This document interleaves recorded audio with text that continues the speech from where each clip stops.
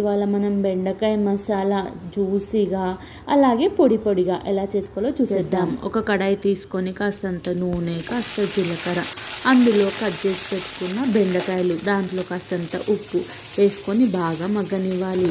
ఒక mixie jar తీసుకొని అందులో పల్లీలు, నువ్వులు, చింతపండు అలాగే పచ్చిమిర్చి ఒక 2-3 వేసుకొని బాగా పౌడర్ చేసుకోవాలి. లోపు ఈ బెండకాయ బాగా ఫ్రై అయిపోయింది. ఈ బెండకాయలు ఇంకా పౌడర్ వేసుకొని బాగా మిక్స్ చేసుకోవాలి. దీంట్లోనే కొంచెం పసుపు కూడా వేసుకోవాలి. బెండకాయ వేసినప్పుడే పసుపు వేయాలి, నేను తర్వాత వేసాను. అలానే వాటర్ వేయకముందు కొంచెం బెండి మసాలా తీసి పెట్టానండి. ఆ తర్వాత మిగిలిన దాంట్లో వాటర్ వేసి డక్కన్ పెట్టేశాను. ఇంకా ఇది ఆయిల్ వదిలేదాకా బాగా సింపుల్గా మగ్గనివ్వాలి. ఇలా ఆయిల్ వదిలిందంటే కనుక కూర రెడీ అయిపోయినట్టే అండి.